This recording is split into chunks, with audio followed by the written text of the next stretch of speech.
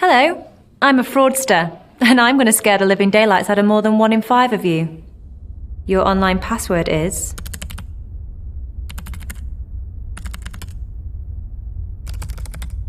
Adding numbers, capitals and symbols makes your password stronger.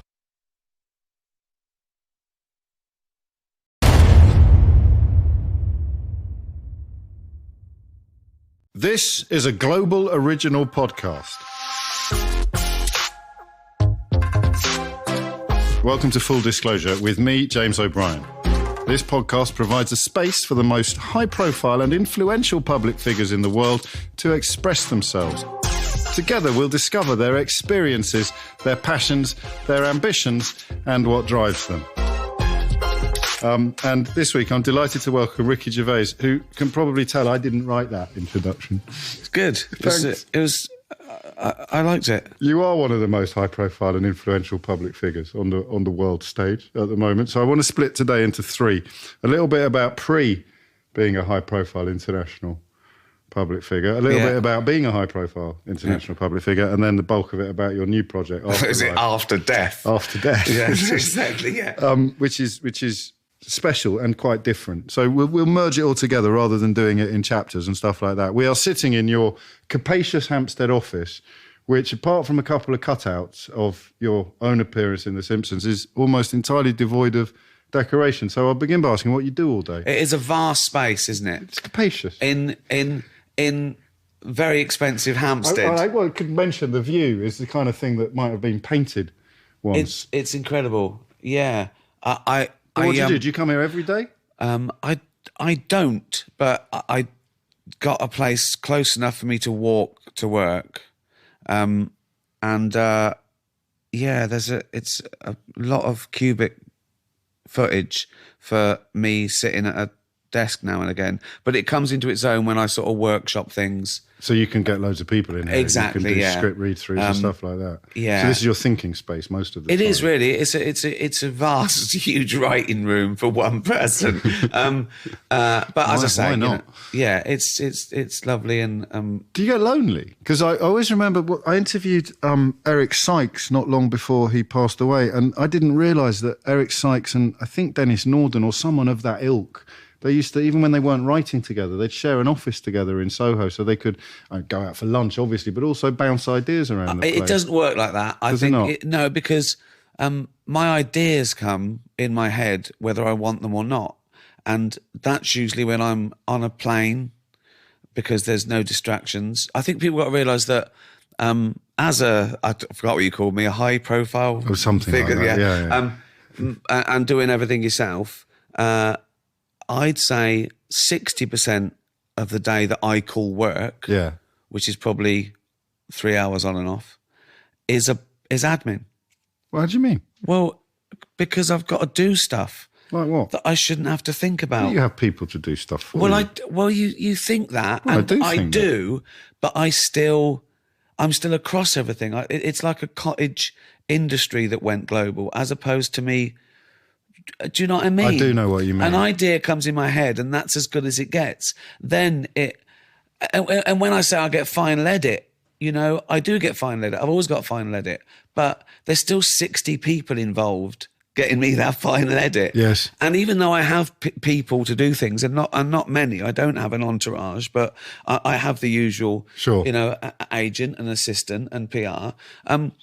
But I still have to do everything myself, if you know what I mean. I do know what you mean. And it comes across in Afterlife and in Derek. It doesn't. Afterlife, and I'm going to use the word advisedly, and I don't get offended, but it's quite small in that sense. Yeah. Because you want to be in control of everything, is it? Or is it? I like the idea. Intimate is a better word than small. Exactly. Intimate. And on the face of it, parochial, I like that. Yes. But as I say, the themes are universal and global. And I think that's what a thought is. A thought is tiny in a small space, but it can be massive. It go around the world. You can be pondering the universe. You can be pondering infinity and the mind-body problem in a very small space. But you do there's a couple of scenes in it, isn't there, in the sort of second half of the 6, where you have almost a philosophical treatise in the newspaper office, and you start pondering some of the massive questions of existence in quite an old context, but by then the characters have been sufficiently well established for it to work. Well, exactly, and I think I do it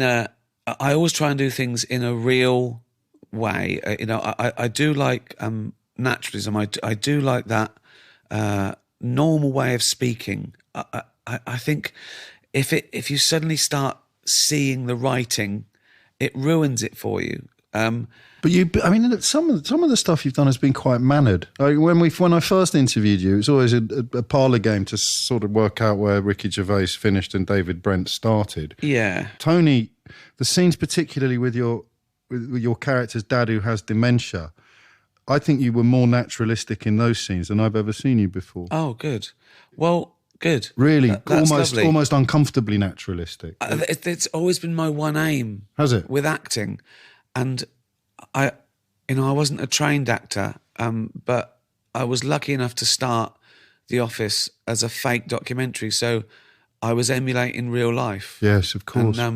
And I wanted all the tics and all the it was about body language more than anything, non-verbal, Yes. And that gets you around exposition and other things like that, because people know when you're lying by the way you're moving and touching your mouth or wiggling your feet or not looking at them. And I've always sort of studied that. And I think the older I get, all I want to do is be more honest and maybe braver and it be realer. That's all I want to do.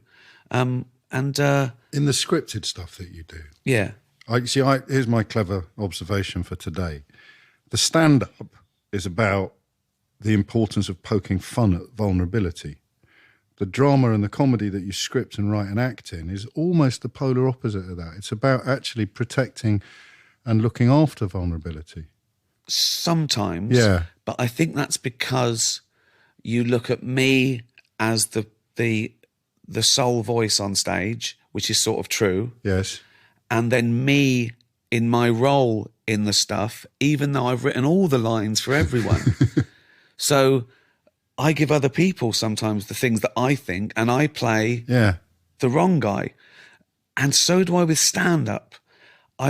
It's for the audience to work out when I'm being sincere and when I'm being ironic, and when I'm playing the arsehole for comic effect to make fun of arseholes, and when I'm being serious and I mean it, and then you can still call me an arsehole. Sure. But you have to know, I think you have to know what I'm doing at the time before you can judge it, because you might be wrong.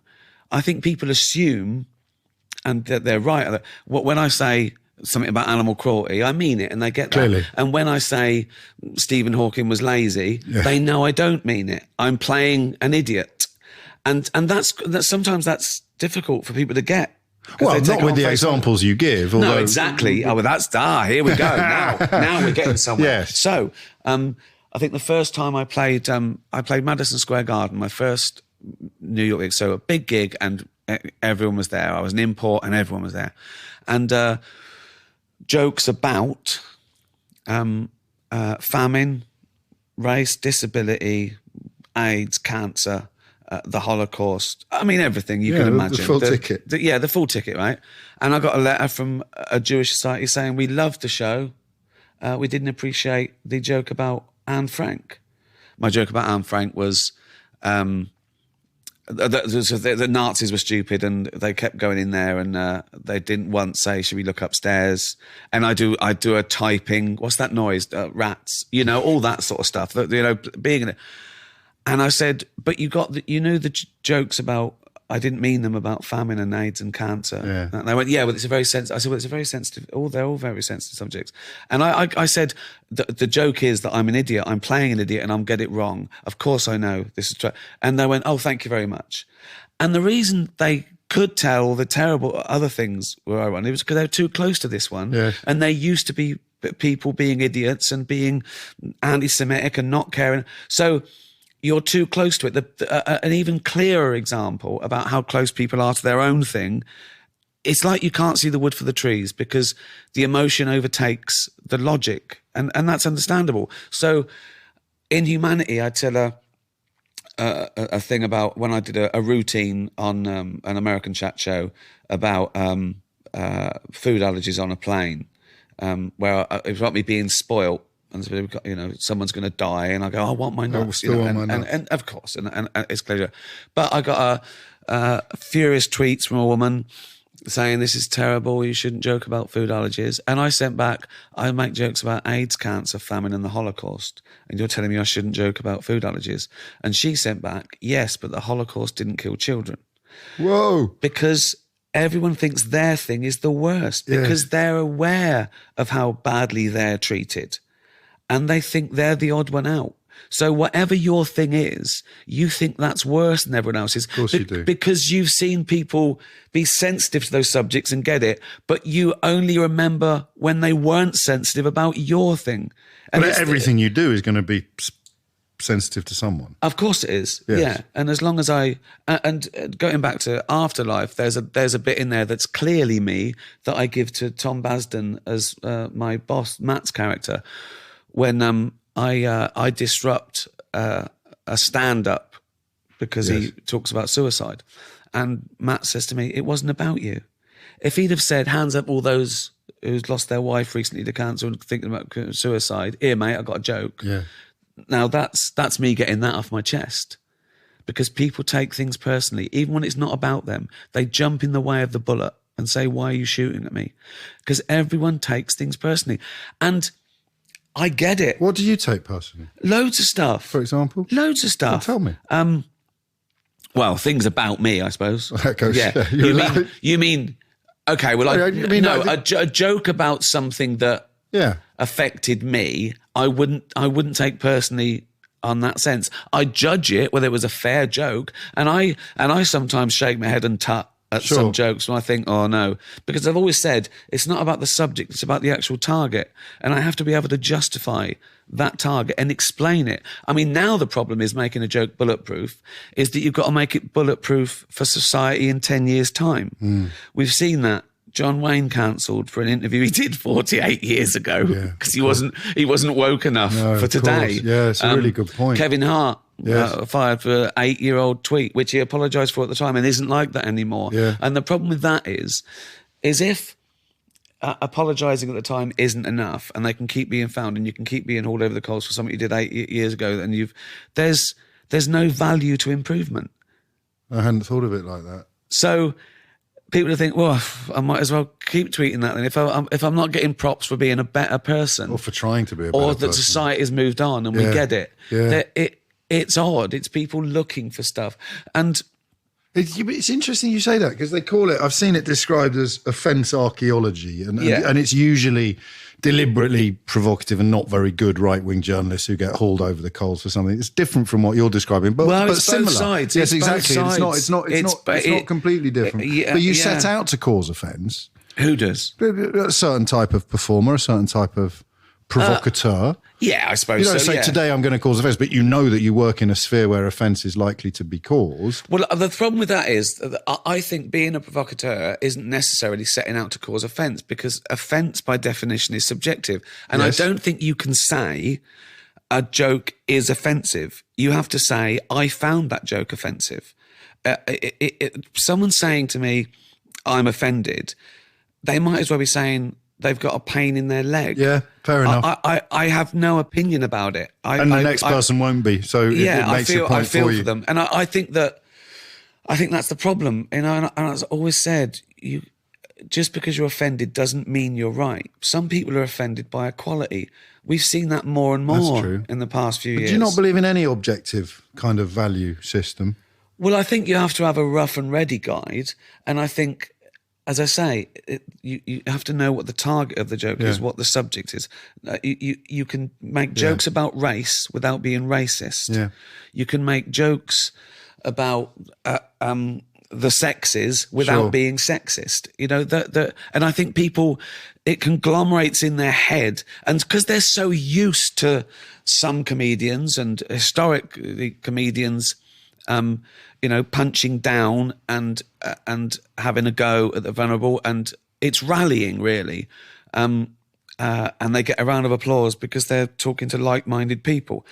And I think people now assume that if you say a joke about race, it's racist. Without stopping to work out why, or even to wonder why. If it contains certain words, it must fit into certain categories of offence. And the more subtle it is, the more chance of people being worried about it. And, you know, and I think that, again, I get it.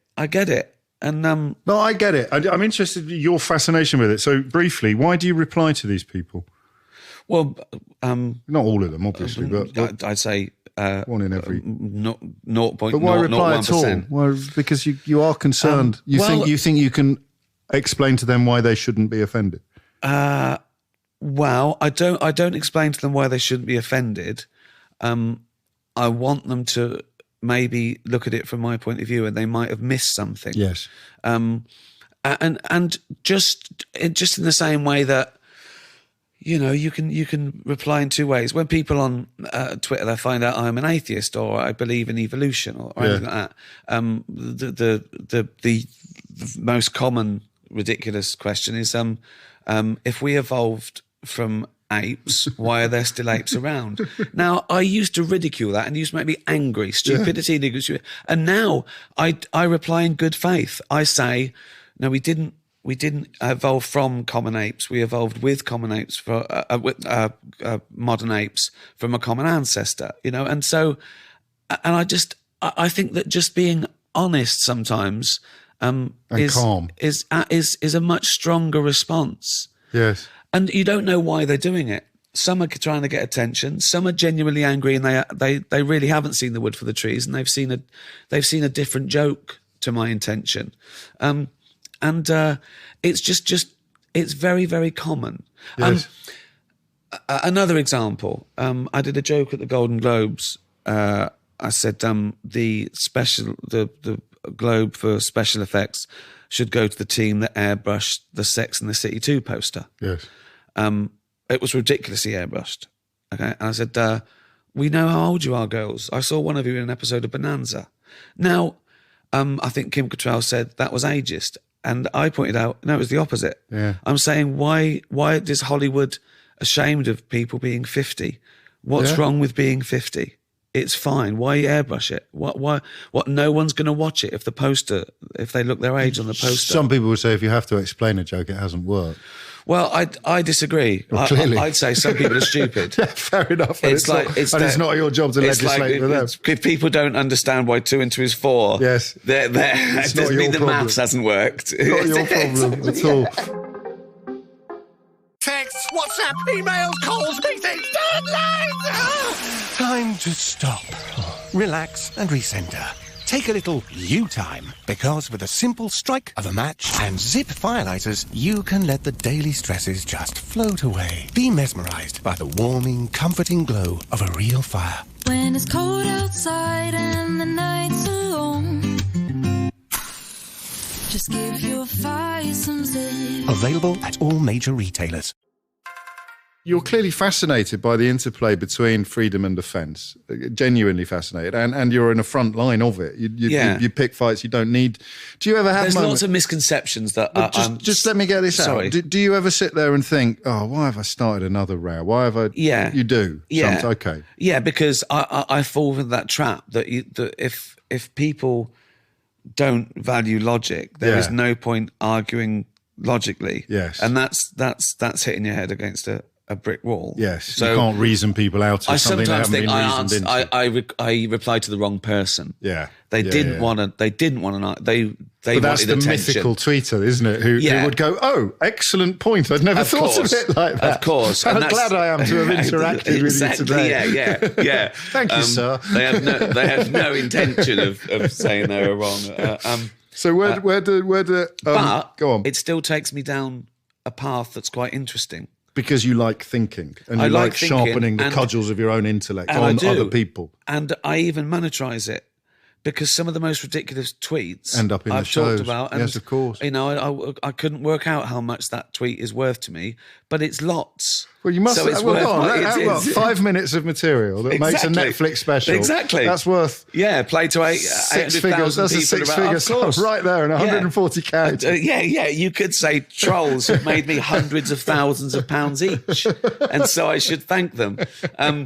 I think your question: do I ever sit at home despondently because there's an idiot on Twitter? No, that's not quite what I asked. I know, because I think because we've all got really thick skin. You have to if you're on social media, and if you enjoy it, as you clearly do. But however thick your skin is, there are times where you think, "Oh Christ, I wish I hadn't painted this particular target." Yeah, of course. Sometimes you go, why did I bother? But you might as well get offended by going around and reading toilet walls. Yes. So I always come back to, I'm the idiot. Yeah. I should have known better. And that's what people don't understand as well in my stand-up. When it looks like I'm winning an argument in my stand-up on Twitter, I'm actually saying, what an idiot I was. What an idiot I was. And I go, the joke, me saying the thing about I should have left it. Yeah. That's me going, I should have left it. And you really should have left it. I should have left it. Yeah. I'm an idiot.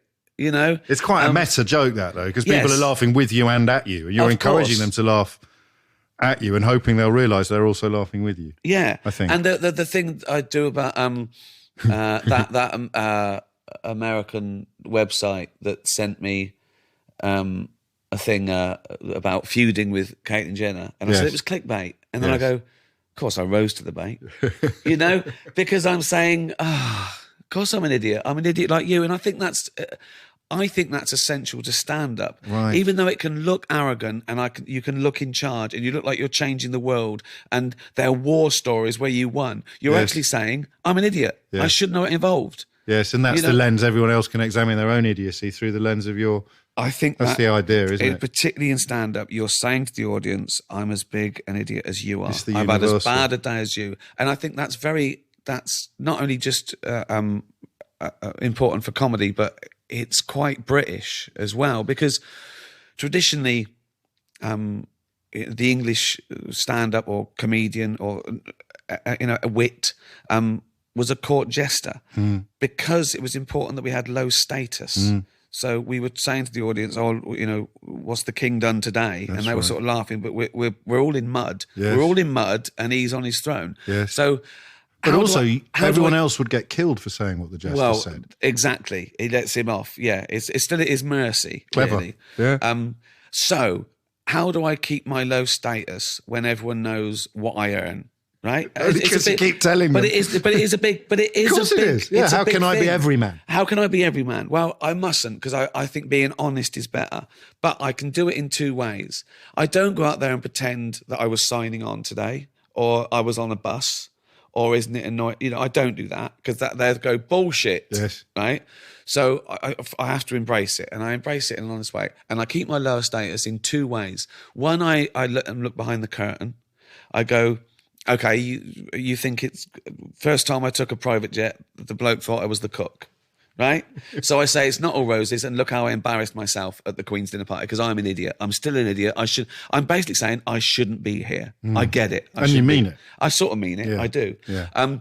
The other way I do it is I talk about things that they're better off than me with. So I talk about, I'm going to die soon. I'm getting fat. I'm going bald. I'm getting old. I'm back aches. My balls have sunk. So I'm saying, do you know what I mean? I'm saying... Yes. All these things that you think are good, they mean nothing.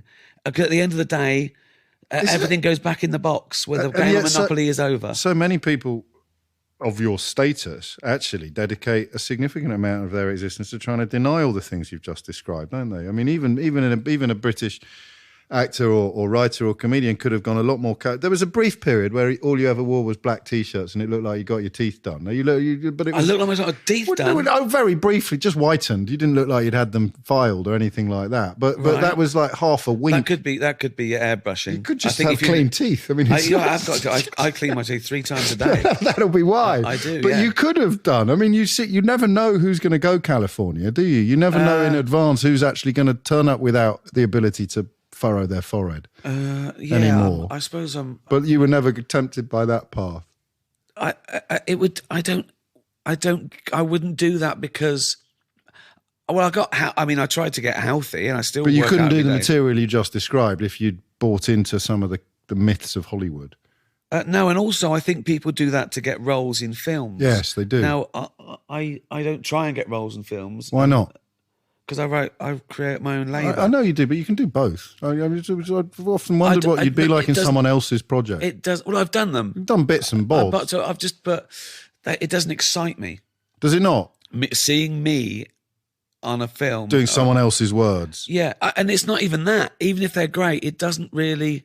The thrill for me is coming up with the idea. So you're happier in the genesis than you are at the delivery. When you think this is brilliant, and then the first signs that actually your faith is justified, you get a bigger kick out of that than you do out of a standing ovation at a premiere. Oh, I love that too. Yeah, I thought you might. No, well, I do. I mean, in stand-up, there's nothing better than the full raw, full-on raw. But it's because I think I enjoy it because I did it. Yeah, okay. If I went out there and I stole someone else's act or had a team of writers, I'd think, they're clapping them, really. Really? Yeah, of course. But there are plenty of brilliant performers who don't write all their own material. I'm just talking about me, though. No, I know you are. And I think that's how you wrong. would feel. Yeah, I just think I'm excited to just sit back and go, I did that. I think as a hangover from when I had a brief flirtation with being a film critic, I always look out for the movies that get 5 stars from pretty much every reviewer. And this one does. Telegraph, Total Film, Digital Spy, The Mirror. It's called Mass, and it's the new BAFTA-nominated Sky original film, just launched on Sky Cinema. It looks at an unspeakable tragedy years after the event, with 2 sets of parents who were intimately involved with what happened. They sit down to talk in an attempt to move forward and maybe even find forgiveness. And it is an absolute humdinger of a film. There's only really 5 performances in it, so it seems a little bit unfair to single anybody out. But Jason Isaacs, who you will probably know as Lucius Malfoy in the Harry Potter films, is truly phenomenal. And Anne Dowd just took my breath away. And BAFTA agrees with me because her performance has earned the film a nomination for Best Supporting Actress at this year's award. The Guardian described performances with impeccable intelligence and sensitivity. And my goodness me, they got that right. It's available now in cinemas and on Sky Cinema. So whose opinion do you care about? Well, Jane's, obviously. You say obviously. You mean my girlfriend, your yeah. partner, your girlfriend. Yeah. And there's a love story in Afterlife, which is a bit different from anything else you've done before. Yeah. It's not a spoiler because it's established in the first scene that Tony's wife has died and left various video messages for him. Yeah. There's quite a few things in there that will make people cry. Not least the depth of this love. I mean, It's real. That's it's autobiographical. It's not a coffee commercial. No, but that's you're talking about. Oh, of course. In principle and in some examples that it's the worst. It's the worst nightmare. Why were you contemplating? I think for most people it is. I don't think that's peculiar to me that your soulmate and your life partner. No, I don't think it's peculiar to you, and I'm similarly Of blessed. course you are. But it is Yeah. a blessing, and not everybody does feel like that. I think not everyone thinks about it. Rob, why were you thinking about it, if you don't mind me asking? What made you think about the mortality of your partner? I like thinking. So you just go to places I go sound to places, yeah. nourishing, even if it's not a pleasant meal. Even drinking champagne at high altitude makes you think of stuff. Yeah. And that was how would I feel or cope if I lost Jane? Well, I know. That's where this came from. Yeah. The first thing, the very first thing was the high concept, rather like a movie. Yes. I mean, most thing I've done come from character, something within me. David Brent existed way before The Office. Derek existed way before Derek. And they all, and then you build it up. But like this was more like a movie. That I thought, imagine if a man lost everything, he could do what he wanted. If he didn't care about what happened to him, we're burdened by consequences. I have remembered your original question. We'll come back to the romance. But again, no spoilers, but the mugging scene. Yeah.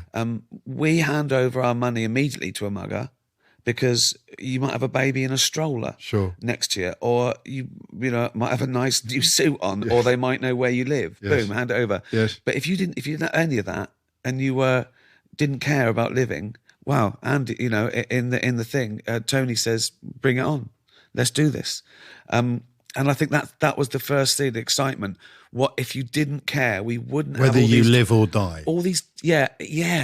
And I think the greater the jeopardy, the more exciting the minutiae is. I think that's why I love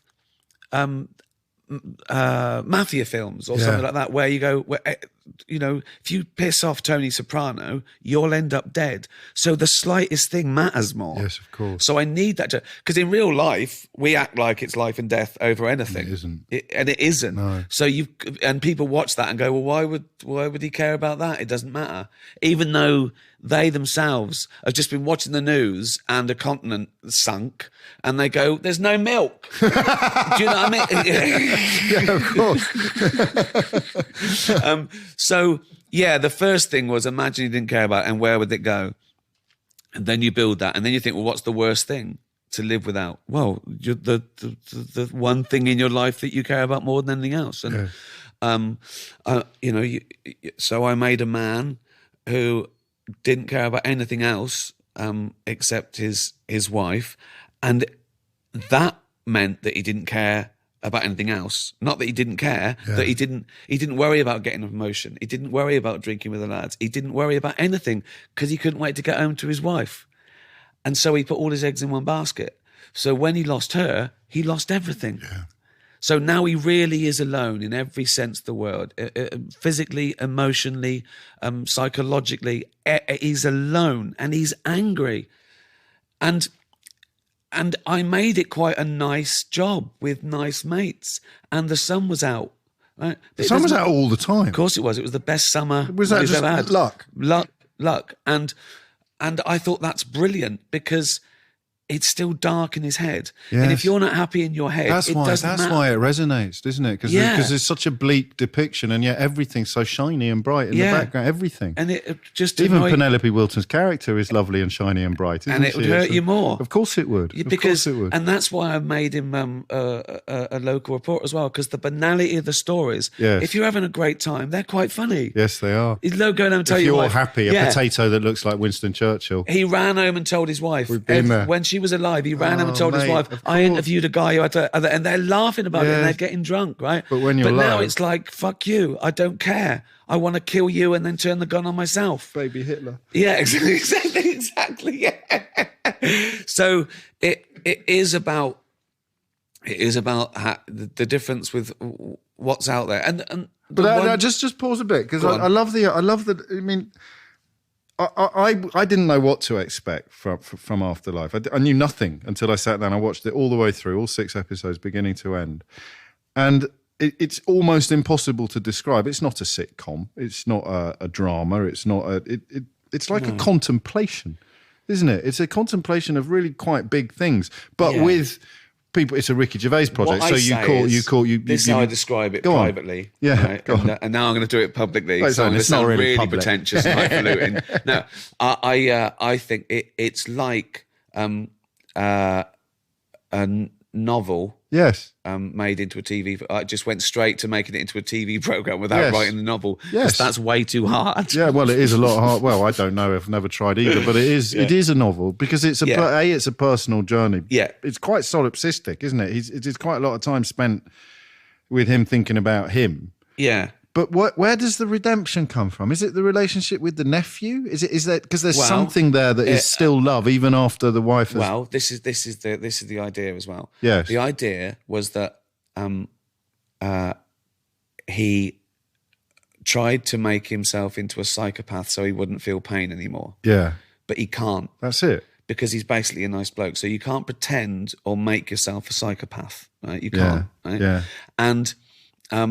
And the comedy comes from the same place that comedy always comes from, and that is we're laughing at an ordinary person trying to do something he's not equipped to do. Frustrated. Yeah. Yeah. He's angry. Whether he's trying to climb a ladder or whether he's trying to be a sociopath. Even though it's someone as dark as someone who's in terrible agony because he's lost everything and he's trying to be a psychopath. I'm rubbish at being a bastard. He can't. That's the premise. And if you look back, he's intuitively nice to the vulnerable. Yeah. That's what I was trying to speak about when I talked about the difference between the stand-up and the drama. His dog, his nephew, the old lady in the graveyard, the new girl. Yeah. And the smackhead. Yeah.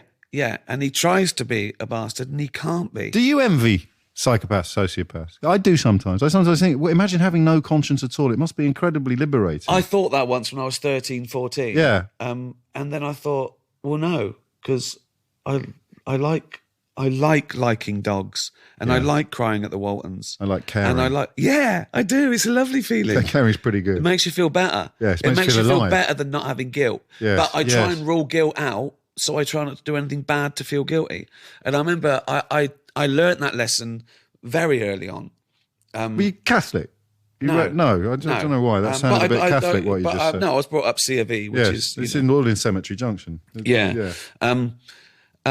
So I think when I must have been about, I don't know, 11, and my brother-in-law, all my siblings are much older than me, so they're all adults, and he left some of his 45s at our house. He was moving, and I used to look through them, and it was great. And I had a little mate round once who was into chemistry, and I loved chemistry, and he found some Elvis records, and he went, "Oh, I'll swap you these for some chemistry stuff."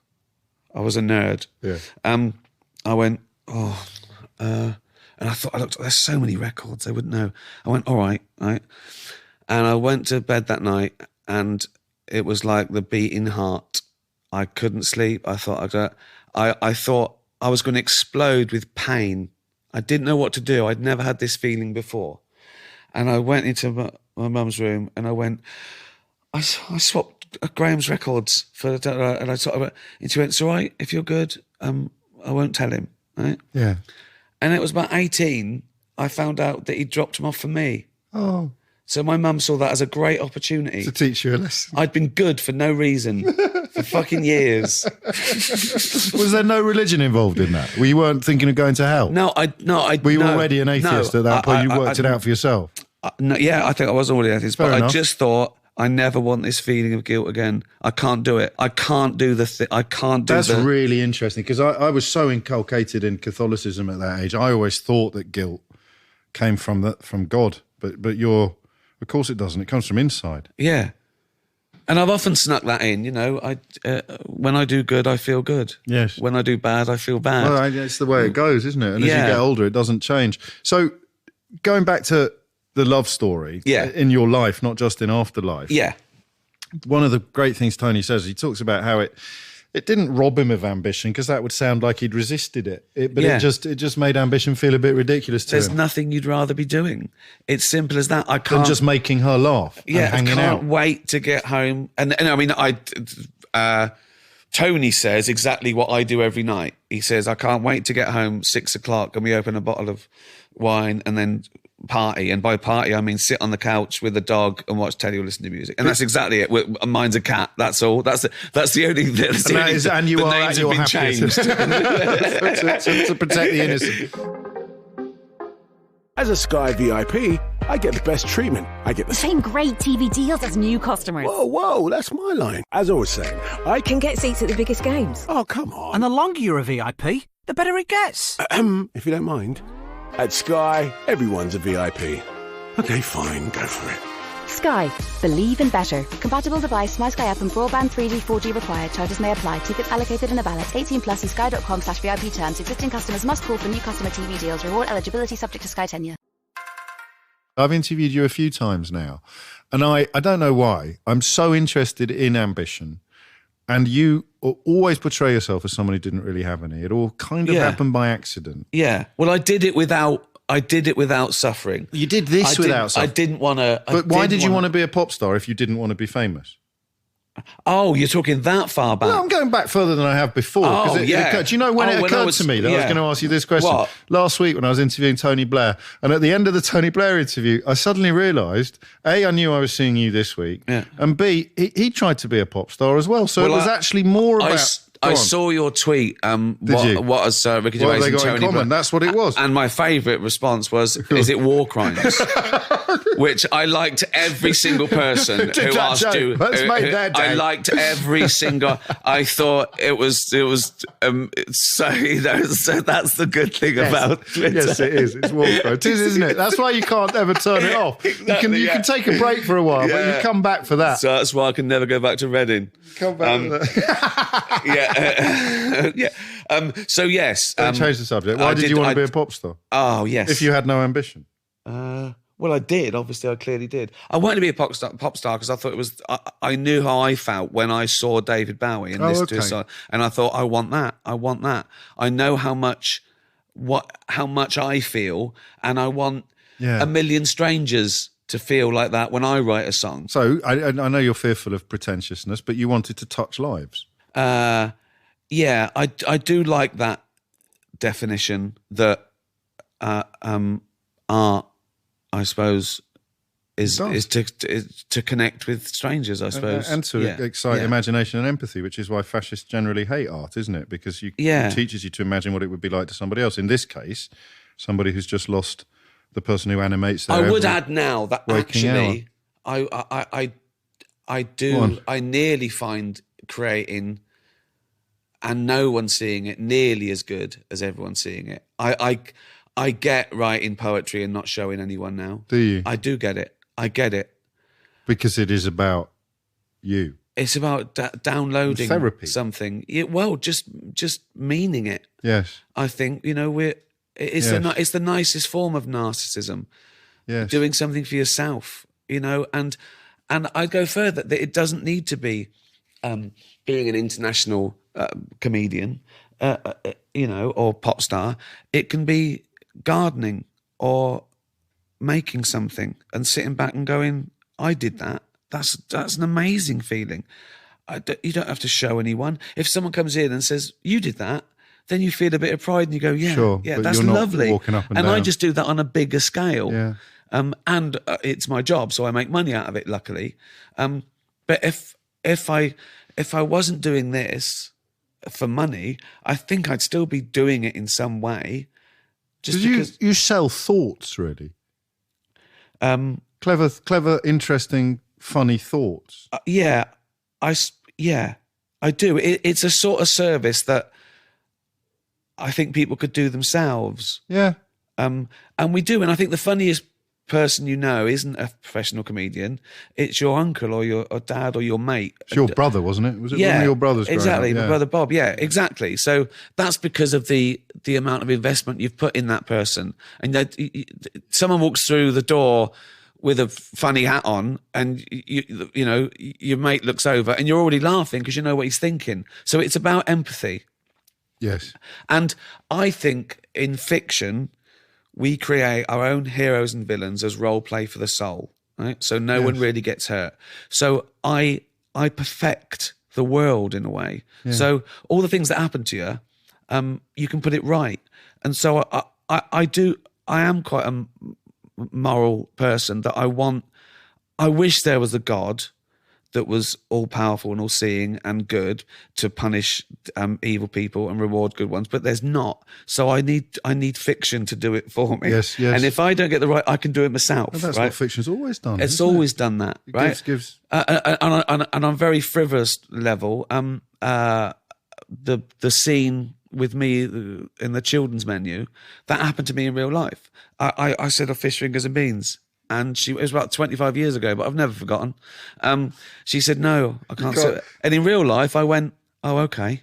I always thought, I like that scene a lot, but I always thought that part of the reason the kids' menu, they do it as a lost leader. They give the kids cheap food so that the parents will order off the grown-up menu and probably have I had some sympathy for the waitress in that scene. Yeah, because you don't want to be... We're possibly overanalyzing. Sometimes you just go, it's the rules. And I get that as well. Sometimes it is the rules. I don't mind. So I say, why can't I sit there? And I go, it's the rules. I go, fine. Yeah, I've got the choice. It also depends what mood you're in, doesn't it? Exactly. You were up for that. Tony was up for that fight that day. He's up for it. The bleakest bit in the early episode, in 1 or 2, the bleakest bit is where he says to the editor of the local newspaper, you will lose because you are nice. Yeah.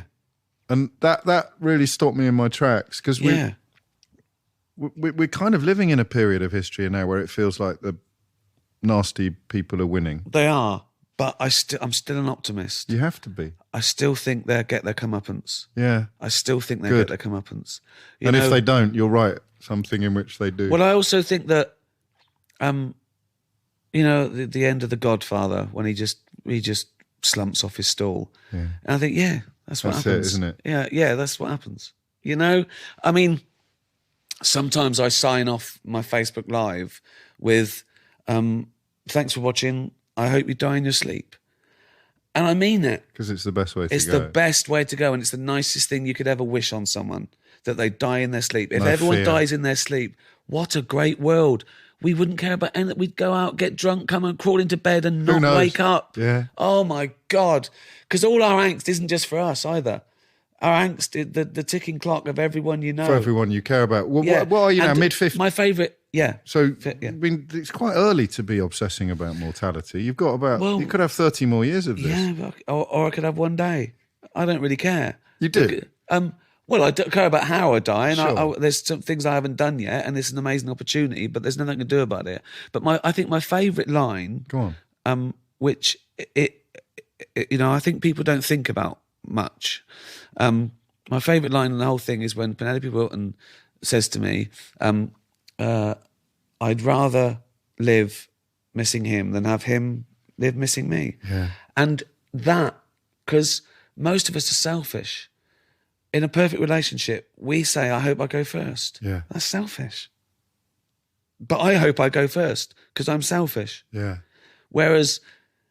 Do you really? I mean, if you stopped and thought about Jane missing you... Yeah. Wouldn't you think... You still want to go first? Because the thought of you missing her is so... It's much worse. Yeah, and I admit it. It's like selfish seems an unkind word to use. Well, you know what I mean. I do know what you mean. I do know what you mean. I don't want life like on those terms. Yeah. Blimey. She went to Brighton for 2 days. That was it. You were lost. Oh, the boiler went. I didn't know what buttons to press. That's not what you're talking about. No, I know I'm not. No, I am trivialising it. But within 2 days, I was. It was like Castaway. I was under a blanket on the couch. I couldn't work the telly because I didn't know which remote control. Second time where she actually did a diagram of the remote controls for me. And I still had to FaceTime her and go, which one is the... How do I watch myself on the telly? But no, I don't mean that. No, of course I don't mean that. Do you ever wonder, finally, about the path not taken? Because you were together. I mean, obviously the relationship with Jane is the defining experience of your life, your adult life. Yeah. You have also been incredibly successful, largely by accident, in a variety of fields. In terms of the way The Office came out of nowhere. Yeah. You were working at XFM at the time, of course, muddling along with no big game plan, no master plan. Your path crossed with Stephen Merchant. But there's no point in having a plan because not for you. You've done well without a plan. But I wouldn't say to every young person listening, don't have a plan. No, I didn't. I don't mean that. I mean what you can't do is predict the future. No, of course you can have a plan, and the plan should be working hard at what you love every day of your life. Or finding something you love. Yeah, exactly. But how much time, given that tough. you expend so much emotional energy imagining yourself in different scenarios, how much time have you spent imagining what would have happened if you were still working at radio? Well, you probably would have been made redundant by now. Let's even do before that. Let's not even do it as glamorous as, XFM or something. But would I have a normal job? I suppose when the dream of me being a pop star was over, within about 6 months of it ever starting, I think my first thought was, I fall back on my degree. I was good at science. I got a degree in philosophy, but I went to university to study sciences. And I think my first thing, I applied to teacher training. And you would have gone down that road? I'd have thought so. And do you think you would have been as happy? I'd have found any something. of the plaudits, without any of the statuettes in your downstairs toilet or wherever you keep them, whatever? At 32, I was the headmaster, and I was telling great jokes at the assembly. Teacher first. Getting in trouble for non-PC jokes. God, could you imagine? Do you know what? I don't know. But then again, it could have happened in a different way. You know, I could have, as I say, I could have been teaching, and I could be, I don't know, might have got involved with drama or done a podcast. You don't know. You always think that there's a degree of talent that's so big that it would get recognised or it would somehow emerge in any circumstances. And then you kind of realise, no, it wouldn't necessarily. No, it wouldn't have. I mean, your question is, would I be living in a big house in Hampstead? No, it's not. No, you would probably. But I shouldn't be, really, should I? What, living in a big house? It was like Beverly Hills Beverly Hillbillies when I turned up. You've sure said, there goes the neighbourhood. Curtains are twitching.